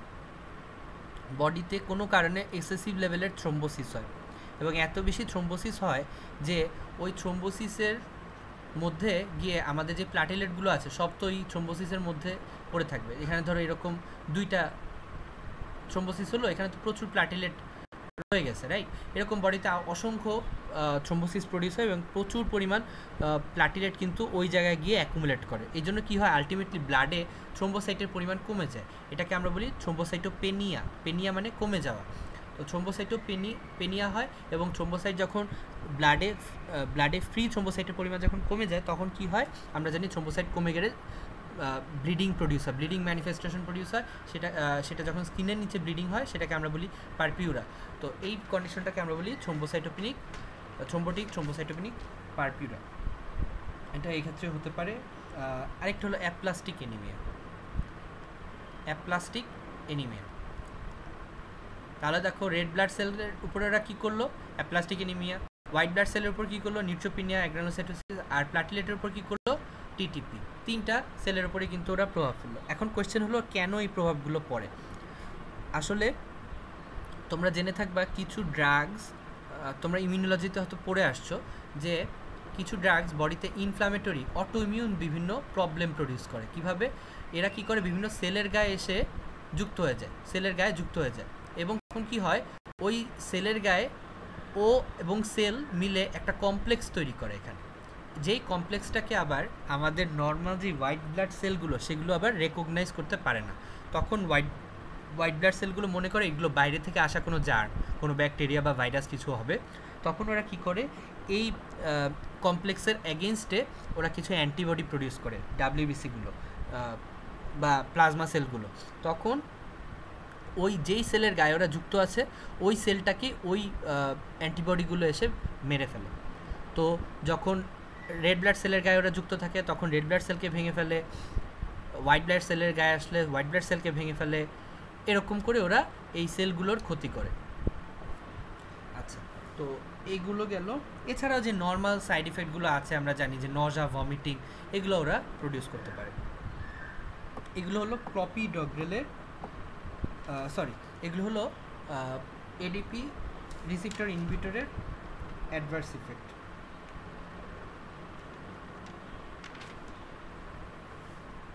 আচ্ছা, এখন রিসিপ্টর এডিপি রিসিপ্টরের মধ্যে কী কী ড্রাগস আছে আমি বলেছিলাম। একটা নাম ক্লোপিডগ্রেল, আরেকটার নাম হলো টিক্লোপিডিন, আরেকটা হলো প্রাসুগ্রাল।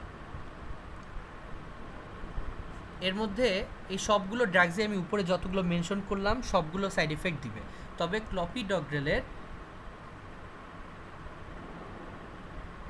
কিছু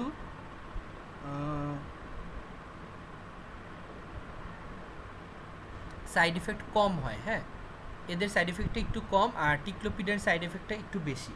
উপরে যেগুলো বললাম সবগুলো টিক্লোপিডের মধ্যে দেখা যায়, এবং বাকি যতগুলো আছে সবগুলোর মধ্যেই দেখা যায়, তবে ক্লপিডগ্রেলের মধ্যে এগুলো আবার সবগুলো দেখা যায় না। ক্লপিডগ্রেলের মধ্যে অনলি টিটিপিটা দেখা যায়, আর হলো নিউট্রোপেনিয়াটা দেখা যায়, এই দুটো মেনলি দেখা যায়। আর টিক্লোপিডের মধ্যে উপরে যেগুলো বর্ণনা করলাম মোটামুটি সবগুলোই দেখা যায়, প্রাসুগ্রালের মধ্যেও মোটামুটি সবগুলোই দেখা যায়। তাহলে ভাইবা একটা কোয়েশ্চেন করে এই দুটোর মধ্যে কোনটা ভালো, তুমি বলবো অবভিয়াসলি ক্লপিডগ্রেলটা ভালো, কারণ এটার অ্যাডভার্স ইফেক্ট প্রোফাইলটা কম।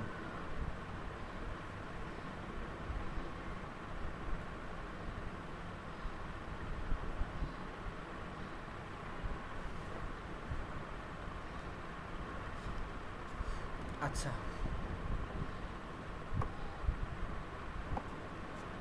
তো এই ছিল মোটামুটি আমাদের অ্যান্টি থ্রম্বোটিক ড্রাগস। এবার আমরা চলে আসি অ্যান্টি কোয়াগুল্যান্ট ড্রাগসে। আচ্ছা, এটা বুঝতে কি কারো সমস্যা আছে কোনো? আমি এতক্ষণ যা পড়ালাম এটা কি কেউ বুঝতে পারে না এমন কিছু আছে, কিছু রিপিট করা লাগবে?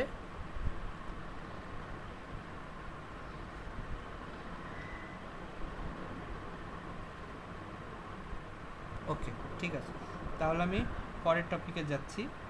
পরের টপিকটা হলো অ্যান্টি কোয়াগুল্যান্ট ড্রাগস। তাহলে এটা বোঝার জন্য আমাদের কোয়াগুলেশন প্রসেসটা জানতে হবে। তো কোয়াগুলেশন প্রসেসটা কি, মেইনলি হলো এখানে কতগুলো কেমিক্যাল রিয়াকশন হয়, এই রিয়াকশনের মাধ্যমে আলটিমেটলি আমাদের যে ফাইব্রিনোজেনগুলো থাকে যেগুলো ইম্যাচিওর, সেগুলো ম্যাচিওর ফাইব্রিনে পরিণত হয়। অনেকগুলো ফাইব্রিনোজেন একসাথে যুক্ত হয়ে একটা মোটা ব্যান্ডের মতো তৈরি করে, যেগুলো প্লাটিলেটকে আরও শক্তভাবে আটকে রাখতে সাহায্য করে। তো কোয়াগুলেশন প্রসেসটাই হলো এই যে ফাইব্রিনোজেন থেকে ফাইব্রিন প্রোডাকশন, এইটা হলো কোয়াগুলেশনের ফাইনাল ইফেক্ট। তাহলে এই কোয়াগুলেশনটা দুইটা পাথওয়েতে হয় আমরা জানি, একটাকে আমরা বলি ইন্ট্রিনসিক পাথওয়ে, একটাকে বলি আমরা extrinsic pathway. Intrinsic for in, আর এক্সট্রিনসিক মানে হলো ইএক্স মানে হলো এক্সট্রিনসিক। ইন্ট্রিনসিক কখন হয়? যখন ব্লাড ভেসেলের ভেতরের কোনো কম্পাউন্ডের কারণে ব্লাড ভেসেলের কোনো ড্যামেজ প্রডিউস হয়। আর এক্সট্রিনসিক হলো ব্লাড ভেসেলের ওয়াল বা বাইরে থেকে কোনো ইফেক্ট যদি পড়ে ব্লাড ভেসেলের উপর, তখন ব্লাড ভেসেলের উপর যেই ক্ষতটা তৈরি হয় সেই ক্ষতটা তোমার কাটানোর জন্য যেই প্রসেসটা হয় সেটা হলো এক্সট্রিনসিক পাথওয়ে। আচ্ছা, এখন ইন্ট্রিনসিক পাথওয়ে আর এক্সট্রিনসিক পাথওয়ে কোনটা কখন প্রডিউস হয় সেটা আমরা দেখলাম। এখন কিভাবে প্রডিউস হয়?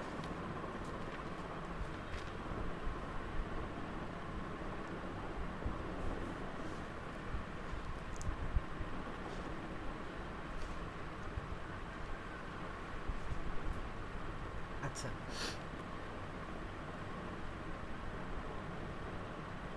ইন্ট্রিনসিক পাথওয়েতে সর্বপ্রথম কি হয়, আমাদের যখন কোনো একটা ব্লাড ভেসেল অ্যাফেক্টেড হয় সেক্ষেত্রে আমাদের সবচেয়ে প্রথমে যে কাজ করে তার নাম হলো ক্লটিং ফ্যাক্টর 11।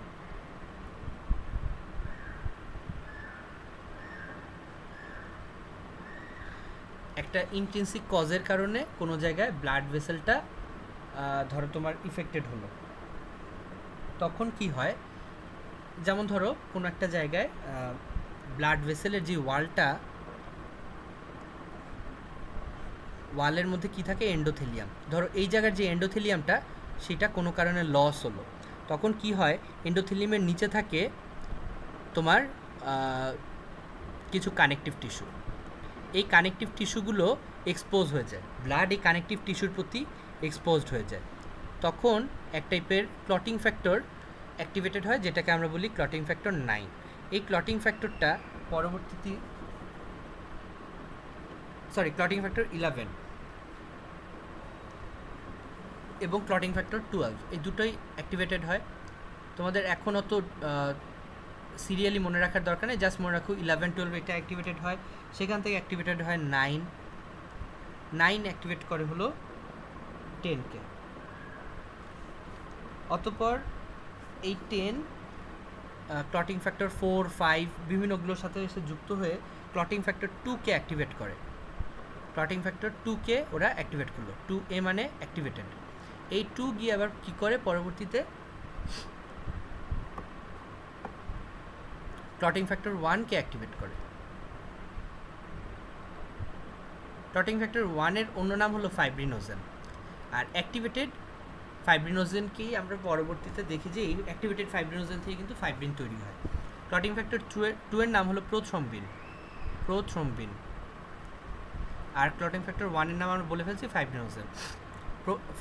প্রোথ্রম্বিনকে অ্যাক্টিভেট করে কে 10, অ্যান্ড এর সাথে এগুলো অ্যাক্টিভেট করে ক্লটিং ফ্যাক্টর 2কে অ্যাক্টিভেট করলো। অ্যাক্টিভেট করার পরে এই প্রোথ্রম্বিনের নাম হয়ে যায় থ্রোম্বিন। এই থ্রোম্বিন পরবর্তীতে 1কে অ্যাক্টিভেট করে। আচ্ছা, এটা হলো আমাদের ইন্ট্রিনসিক পাথওয়ে।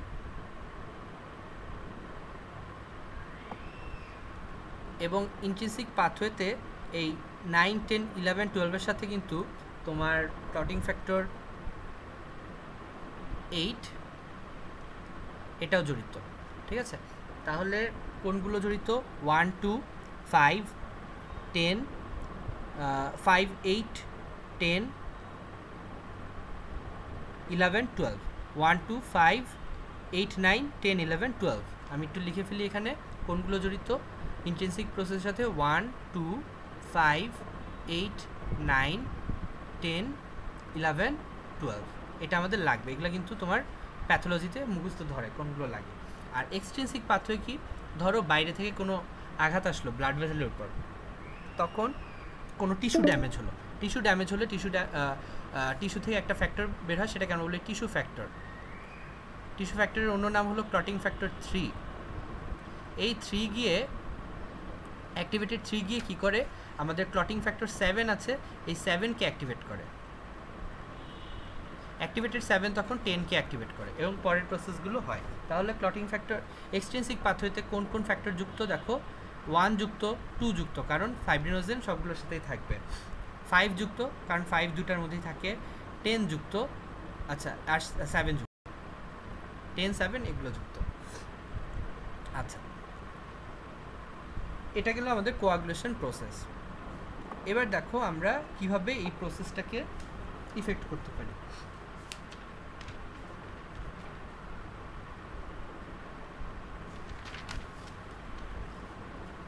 আচ্ছা, তো আমরা কোয়াগুলেশন প্রসেসটাকে যদি ইনঅ্যাক্টিভেটেড করতে যাই, তাহলে 2 টাইপের ড্রাগস আমরা ইউজ করতে পারি।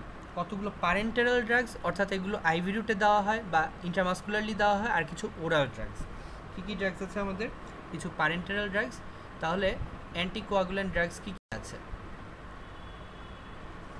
কিছু প্যারেন্টেরাল ড্রাগস,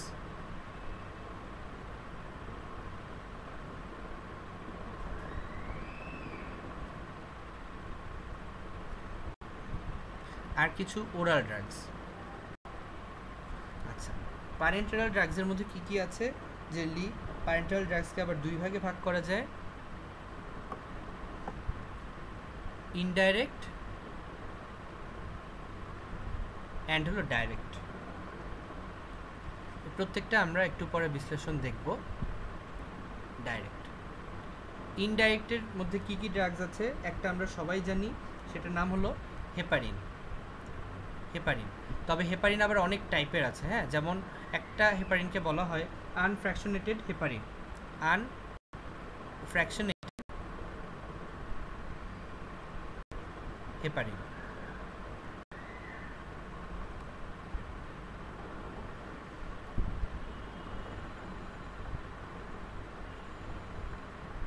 এছাড়াও সেকেন্ড একটা ড্রাগস যেগুলোকে আমরা বলতে পারি ফ্র্যাকশনেটেড হেপারিন। ফ্র্যাকশনেটেড হেপারিন। আনফ্র্যাকশনেটেড হেপারিনের আরেকটা নাম আছে high molecular weight, HMW heparin, high molecular weight heparin. আর ফ্র্যাকশনেটেড হেপারিন আরেকটা নাম আছে low molecular weight heparin, LMW। আচ্ছা, আমরা জানি হেপারিন বডির মধ্যে অলওয়েজ থাকে, it is a actually biological product, right? Heparin কিন্তু আমাদের ব্লাড ভেসেলের ভেতরে ন্যাচারালি পাওয়া যায়। যেই হেপারিনটা ন্যাচারালি পাওয়া যায় সেটা হলো আমাদের হাই মলিকুলার ওয়েট হেপারিন। এটা কিভাবে দেওয়া হয়, বের করা হয়, এটা জেনারেলি আমাদের জেনেটিক ইঞ্জিনিয়ারিংয়ের মাধ্যমে প্রডিউস করা হয়। কিন্তু ওই যেই আনফ্র্যাকশনেটেড হাই মলিকুলার ওয়েট হেপারিনটা, এটার বিভিন্ন টাইপের এক্সেসিভ সাইড ইফেক্ট থাকে। ওই সাইড ইফেক্টগুলোকে হ্রাস করার জন্য কি করা হয়, ওই হাই মলিকুলার ওয়েট হেপারিনটাকে কিছু মডিফিকেশনের মাধ্যমে লো মলিকুলার ওয়েট হেপারিনে পরিণত করা হয়েছে। এগুলো করলে কি হয়, কিছু সাইড ইফেক্টের পরিমাণ কমে যায়। আমরা একটু পরে আসবো কী কী সাইড ইফেক্ট কমে। তো লো মলিকুলার ওয়েট হেপারিনের মধ্যে আবার অনেক টাইপের প্রিপারেশন আছে, অনেকভাবে মডিফাই করা যায়। তো অনেক টাইপের ড্রাগস এখানে তৈরি করা হয়েছে। যেমন একটা নাম হলো এনক্সাপারিন, এনক্সাপারিন। এরপর আছে টিনজাপারিন। এই দুইটা আপাতত মনে রাখলেই হবে। এনক্সাপারিনটাই বেশি ইম্পর্ট্যান্ট, ওয়াইডলি ইউজড। আচ্ছা, আরেক টাইপের কি করা হয়, এরপরে ওই যে ফ্র্যাকশনেটেড লো মলিকুলার হেপারিনটা, এটাকে আরও ভেঙে ফেলা হয়। ভেঙে ফেললে একদম ছোট করে ফেলা হয়। ছোট করে ফেললে সেটাকে আমরা তখন বলি synthetic polysaccharide. Synthetic polysaccharide. Synthetic পলিস্যাকারাইডের উদাহরণ হলো ফন্ডাপ্যারিনাক্স। ফন্ডা একটা মনে রাখো, ফন্ডাপ্যারিনাক্স।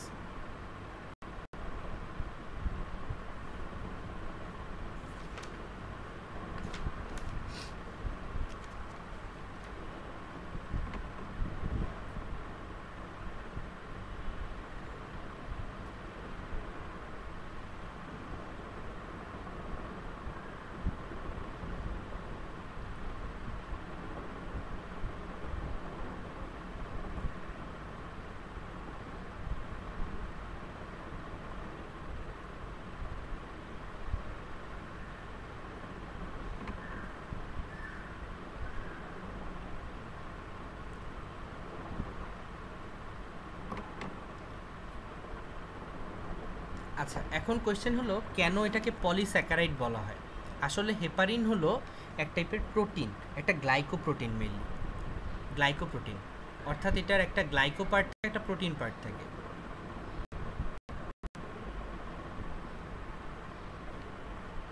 বা একটা স্যাকারাইড পার্ট থাকে, একটা প্রোটিন পার্ট থাকে। হেপারিনের দুইটা পার্টই থাকে এবং এটা আকারে অনেক বড় হয়।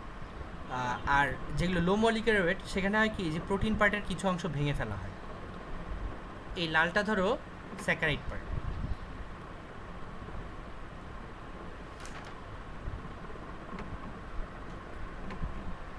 আর এটা হলো নন স্যাকারাইড পার্ট, কালোটা। তো হেপারিনের দুইটা পার্টই থাকে। আর লো মলিকুলার হয় কি, পার্ট এই নন স্যাকারাইড পার্টটা কেটে একটু ছোট করে আনা হয়। আর যখন পুরোপুরি কেটে একদম ফেলে দেওয়া হয়, অনলি এখানে পলিস্যাকারাইড পার্টটা থেকে যায়, সেটাকে আমরা বলি সিনথেটিক পলিস্যাকারাইড। এটা হলো এদের তিনজনের কেমিক্যাল পার্থক্য। ওকে, তাহলে এটা গেল। এবার আমরা দেখব ডিরেক্ট পাথওয়েতে কারা কাজ করে। ডিরেক্ট আর ইনডাইরেক্ট কিসের বেসিসে তৈরি করা হয়েছে, আসলে ওদের মেকানিজম অফ অ্যাকশনের উপর। তাহলে যখন মেকানিজম অফ অ্যাকশন পড়বো তাহলে আমরা বুঝে যাব কেন এটাকে হেপারিনকে ইনডাইরেক্ট বলা হয়েছে আর কেন এই ড্রাগসগুলোকে ডাইরেক্ট বলা হয়েছে। ডাইরেক্টগুলোর মধ্যে আছে আমাদের হিরুডিন, লেপিরুডিন, বাইভ্যালিরুডিন। এই দুটো মনে রাখলে, এই তিনটা মনে রাখলে হবে। বাইভ্যালিরুডিন, হিরুডিন, লেপিরুডিন, বাইভ্যালিরুডিন, এই তিনটা হলো আমাদের ডিরেক্টলি অ্যাক্টিং ড্রাগস। তাহলে আমরা কি দেখলাম, অ্যান্টিকোয়াগুলেন্ট ড্রাগসকে আমরা দুই ভাগে ভাগ করেছি। কিছু হলো প্যারেন্টেরাল আর কিছু হলো ওরাল। প্যারেন্টেরালকে আবার দুই ভাগে ভাগ করেছি, indirect, direct, based on what, based of ওদের মেকানিজম অফ অ্যাকশন। তো ইনডাইরেক্টের মধ্যে মেইনলি আছে হেপারিন, তো high molecular weight, low molecular weight, and আরও কমিয়ে সিনথেটিক পলিস্যাকারাইড। আর ডাইরেক্টের মধ্যে কি দেখলাম, হিরুডিন, বাইভ্যালিরুডিন, লেপিরুডিন। আচ্ছা, এবার দেখি ওরাল। ওরাল পাথওয়েতে কি কি ড্রাগস দেওয়া হয়?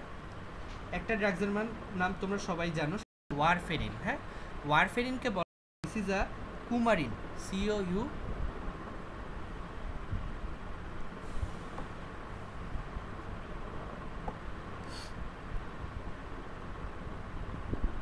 ওরালের মধ্যে প্রথম যে ড্রাগটা পড়বো সেটার নাম হলো coumarin derivative. Coumarin derivative. Coumarin ডেরিভেটিভের মধ্যে আবার কি কি আছে? দুইটা ড্রাগসের উদাহরণ মনে রাখবা, একটা হলো ওয়ারফারিন, আরেকটা হলো ডিকুমারল।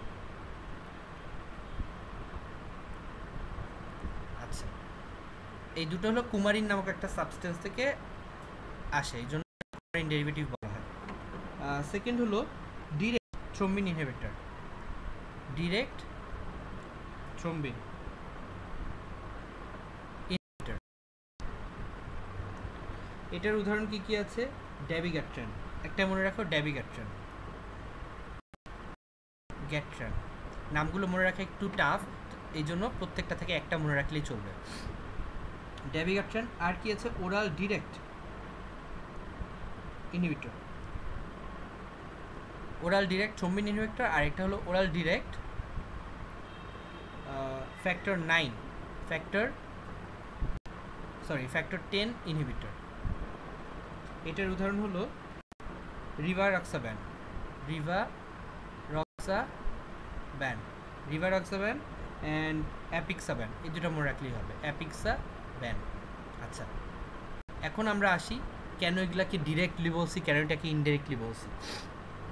তাহলে দেখো এখানে কিন্তু কোনো ইনডাইরেক্ট পাথওয়েতে, ওরালের মধ্যে কোনো ইনডাইরেক্ট পাথওয়ে নাই। ডিরেক্ট থ্রম্বিনকে করতে পারে বা ডিরেক্ট 10A করতে পারে। এবার আমরা মেকানিজম অফ অ্যাকশন বুঝি, তাহলে পুরোটা ক্লিয়ার হয়ে যাবে। আচ্ছা, প্রথমে আমরা আসি আমাদের প্যারেন্টেরাল ড্রাগসের মধ্যে। প্যারেন্টেরাল মানে প্যারেন্টেরাল ইনডাইরেক্ট, এটা হলো আমাদের প্রথম ড্রাগ, অর্থাৎ হেপারিনগুলো। হেপারিনগুলো কীভাবে কাজ করে এটা আমরা প্রথমে দেখি। আচ্ছা,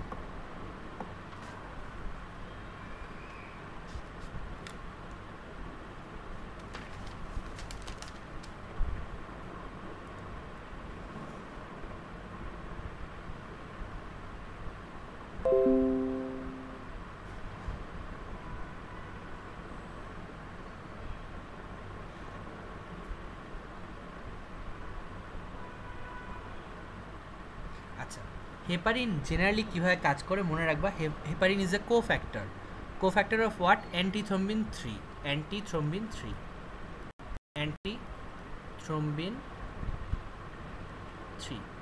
হোয়াট ইজ অ্যান্টিথ্রম্বিন 3? এটা হলো বডির ভেতরে ন্যাচারালি অকারিং একটা অ্যান্টিকোয়াগুলেন্ট সাবস্টেন্স। আমরা জানি আমাদের ব্লাডের ভেতরে কিন্তু জেনারেলি ব্লাডগুলো অনেক বেশি জোরে ফ্লো করতে থাকে, কিন্তু ব্লাডগুলো কিন্তু কখনো কোনো কারণ ছাড়া জেনারেলি থ্রোম্বোস হয় না। এর কজ কি? এর কজ হলো আমাদের ব্লাড ভেসেলের ভেতরে অনেকগুলো সাবস্টেন্স থাকে যারা এই স্পন্টেনিয়াস কোনো কারণ ছাড়া থ্রোম্বোসিসটাকে প্রিভেন্ট করে। তার মধ্যে সবচেয়ে ইম্পর্ট্যান্ট একটা সাবস্টেন্স হলো অ্যান্টিথ্রম্বিন 3। অ্যান্টিথ্রম্বিন 3 এর কোফ্যাক্টর হলো হেপারিন। ঠিক আছে, কোফ্যাক্টর। আচ্ছা, তাহলে অ্যান্টিথ্রম্বিন 3 কী করে? এরা মেইনলি কিছু ক্লটিং ফ্যাক্টর, বিশেষ করে clotting factor 2A, clotting factor 9A activated 9 আর ক্লটিং ফ্যাক্টর অ্যাক্টিভেটেড 10, এই তিনটা ফ্যাক্টরকে ওরা ইনহিবিট করে। অ্যান্টিথ্রম্বিন, দেখো নামের মধ্যেই থ্রম্বিন আছে, অর্থাৎ থ্রম্বিনকে অ্যাক্টিভেট করে, অর্থাৎ 2কে অ্যাক্টিভেট করবে, কারণ 2 এর নাম হলো থ্রম্বিন, রাইট? আর 9 আর 10 এই তিনটাকে ওরা ইনঅ্যাক্টিভেট করে। এবং অ্যান্টিথ্রম্বিন 3 তখনই কাজ করতে পারে যখন হেপারিন থাকে। এই জন্য আমরা যদি বাইরে থেকে হেপারিন দিই, হেপারিন গিয়ে কী করবে? অ্যান্টিথ্রম্বিন 3 এর সাথে মিলে একটা কমপ্লেক্স ফর্ম করবে। ওই কমপ্লেক্সটা এই তিনটা কোয়াগুলেশন ফ্যাক্টরকে আটকায় রাখবে। আটকায় রাখলে সেখানে কোয়াগুলেশন প্রসেসটা হবে না, এবং কোয়াগুলেশন প্রসেস না হলে সেখানে কোনো coagulation, blood coagulation, clotting, fibrin কিছুই প্রডিউস হবে না। তো আলটিমেটলি সেখানে কোনো থ্রম্বোসিস হবে না। আচ্ছা, এটা হলো মেকানিজম অফ অ্যাকশন। তাহলে MOA আমরা বুঝে ফেললাম। মেকানিজম অফ অ্যাকশন আসলে কি? এখানে হেপারিনটা কি অ্যান্টিথ্রম্বিন 3 এর সাথে কমপ্লেক্স ফর্ম করে এই যে তিনটা ক্লটিং ফ্যাক্টর এদের কমিয়ে দিচ্ছে, তাহলে এরা আমাদের তৈরি করতে দিচ্ছে না, কোনো ফ্যাক্টর তৈরি করতে দিচ্ছে না। এটা হলো মেকানিজম অফ অ্যাকশন। আচ্ছা, এখন কোয়েশ্চেন হলো, দেখো এরা 2, 9 আর 10 এই তিনটাকে প্রিভেন্ট করে। 9, 10 কোন পাথওয়েতে কাজ করে? মেইনলি কাজ করে আমাদের 2 আর 10 তো দুইটা পাথওয়েতে কাজ করে, এক্সট্রিনসিক ইন্ট্রিনসিক, তবে 9 কাজ করে হলো ইন্ট্রিনসিক পাথওয়েতে। এজন্য ইন্ট্রিনসিক পাথওয়েতে যখন ব্লাড ক্লটিং হতে থাকে তখন ইন্ট্রিনসিক পাথওয়ের উপর হেপারিনের প্রভাবটা বেশি। আর ওয়ারফারিনকে আমরা যখন ওয়ারফারিনের ব্যাপার পড়ব তখন দেখব যে ওয়ারফারিনের প্রভাব বেশি দেখা যাবে এক্সট্রিনসিক পাথওয়ের উপর। ওরা শুধু 9কে করে এমন না, হেপারিন 9-এর সাথে কিন্তু 8, 11, 12 এগুলোকেও কিন্তু ইনহিবিট করতে পারে, তবে মেইনলি করে 9কে। আর 9 যুক্ত হলো ইন্ট্রিনসিক পাথওয়ের সাথে, একটু আগে আমরা দেখে আসছি। এই জন্য যদি জিজ্ঞেস করা হয় হেপারিন কোন পাথওয়েকে বেশি ইনহিবিট করবে, অ্যান্সার হবে ইন্ট্রিনসিক পাথওয়েকে। আর ওয়ারফারিন কার উপর করবে? ওয়ারফারিন করবে এক্সট্রিনসিকের উপর। এই দুটা কেন জিজ্ঞেস করে? কারণ এই দুটা ড্রাগসই আমরা বেশি ইউজ করি, হেপারিন অ্যান্ড ওয়ারফারিন। তাহলে এগুলো গেল। আচ্ছা, এখন কোয়েশ্চেন আসতে পারে, তাহলে হেপারিন তো কাজ করলো, তাহলে আমাদের এত কষ্ট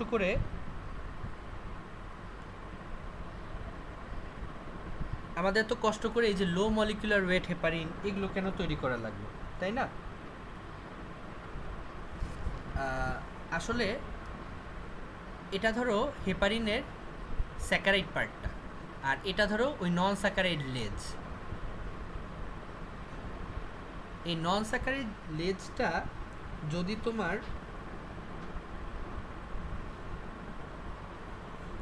এই পার্টটা যদি তোমার 18 মলিকুলার থেকে বেশি হয়, দেন এই পার্টটা তোমার ক্লটিং ফ্যাক্টর 2, 9, 10 সবগুলোকে ইফেক্ট করতে পারে, ঠিক আছে? কিন্তু লো মলিকুলার ওয়েট যে হেপারিনগুলো সেগুলোর 18-এর কম থাকে, জেনারেলি 15-এর মতো থাকে বা তারও কম থাকে। তাহলে যখন লেন্থটা কমে যায় তখন এই লেজটা কিন্তু এতগুলো ফ্যাক্টরকে চেপে ধরে রাখতে পারে না। একটা জিনিসকে বাঁধার জন্য বড় দড়ি লাগবে, রাইট? বড় দড়ি হলে অনেকগুলো জিনিসকে একসাথে বাঁধা যায়, কিন্তু দড়িটা যদি আমি ছোট করে দিই ও কিন্তু সবার সাথে আটকাতে পারে না। ওরা তখন কি করে? অনলি ফ্যাক্টর 9কে ইনহিবিট করে। লো মলিকুলার ওয়েট যে হেপারিনটা সেটা অনলি ফ্যাক্টর 10 তাকে ইনহিবিট করে। এর ফলে কি হয়? ওদের যে ইফেক্টটা সেইটা হাই মলিকুলার ওয়েট হেপারিন থেকে বেশি হয়।